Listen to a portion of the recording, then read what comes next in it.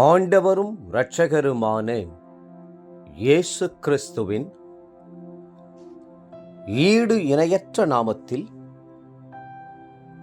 அன்றன்றுள்ள அப்பம் வாசகர்களுக்கு எங்கள் அன்பின் வாழ்த்துக்கள்.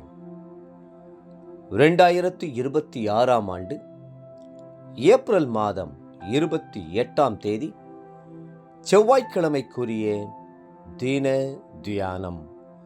இன்றைய தலைப்பு கேள்விகள். மத்தேயு 22:46 சொல்லுகிறது, அன்று முதல் ஒருவனும் அவரிடத்தில் கேள்வி கேட்க துணியவில்லை. வாழ்க்கையில் அநேகர் தேவனிடத்திலே முறுமுறுத்து கேள்விகளை கேட்கிறார்கள். ஏன் எனக்கு இப்படி நடந்தது? ஏன் எனக்கு தோல்வி? ஏன் எனக்கு வேலை இல்லை? ஏன் என் பிள்ளை மரித்தது என்றெல்லாம் கேள்விகளை முன்வைக்கிறார்கள். சிலருடைய வாழ்க்கையே கேள்விக்குறியாக இருக்கிறது. என் எதிர்காலம் எப்படி இருக்குமோ என்று தங்களுக்கு தாங்களே கேள்வி எழுப்பி கலங்கிக் கொண்டிருக்கிறார்கள். வாழ்க்கையின் பல கேள்விகளுக்கு இந்த பூமியிலே விடை காண முடியாது. கர்த்தருடைய ராஜ்யத்திற்கு போகும்போதுதான் நம்முடைய கேள்விகளின் எல்லா பதில்களையும் நாம் பெற்றுக்கொள்ள முடியும். F.J. டிக்ஸ் என்ற பக்தன் வேதத்தில் உள்ள கேள்விகளை எல்லாம் எண்ண ஆரம்பித்தார். பழைய ஏற்பாட்டிலே 2272 கேள்விகளும், புதிய ஏற்பாட்டிலே 1022 கேள்விகளும் இருக்கிறதை கண்டுபிடித்து அத்தனை கேள்விகளையும் அவர் தயாரித்த டெக்ஸ் வேதாகமத்தில் எழுதி வைத்திருக்கிறார். இதிலே பொதுவான கேள்விகள் உண்டு, மனிதனிடம் எழுப்பிய கேள்விகள் உண்டு, அதே நேரத்தில் கர்த்தர் மனிதனிடம் கேட்கும் கேள்விகளும் உண்டு, மனிதன் கர்த்தரிடத்தில் கேட்ட கேள்விகளும் உண்டு. முதல் கேள்வி சாத்தான் மனிதனிடம் தந்திரமாக எழுப்பிய கேள்வியாகும்.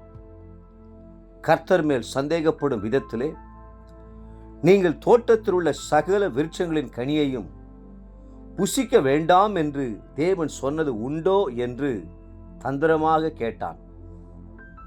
இன்று அநேகம் பேர் சோதிக்கும்படியான கேள்வியோடு வருகிறார்கள்.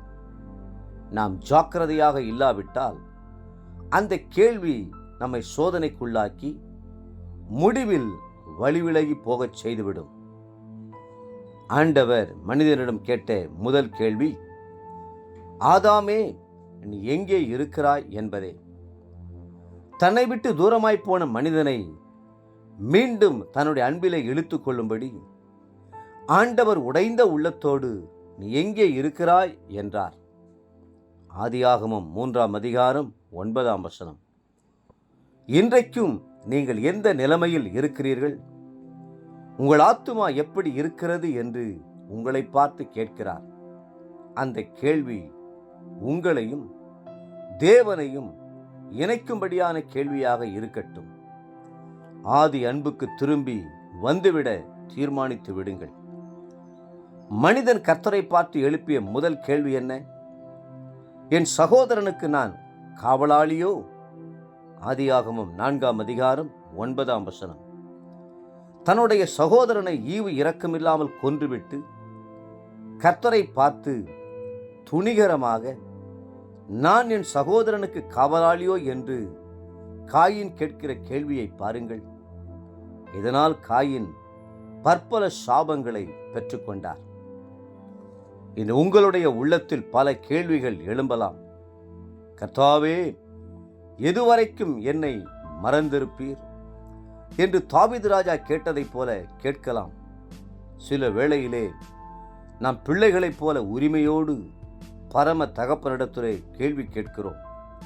ஆனால் முறுமுறுத்து விடக்கூடாது. தேவ பிள்ளைகளே, நிச்சயமாகவே உங்களுடைய கேள்விகளுக்கு பதில் உண்டு. இன்றைய நினைவிற்கு 91 சங்கீதம் 15 நான் அவனுக்கு மறு உத்தரவு அருளி செய்வேன், ஆபத்தில் நானே அவனோடு இருந்து அவனை தப்புவித்து அவனை கனப்படுத்துவேன். இன்றைய வேத வாசிப்பு காலை 1 ராஜாக்கள் 3, 4 மற்றும் 5 அதிகாரங்கள். மாலை லூக்கா 20 அதிகாரம் 1 26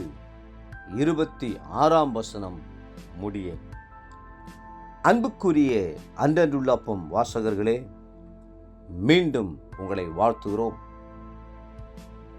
கர்த்தர் உங்கள் கேள்விகளுக்கு நிச்சயம் பதிலளிப்பார்.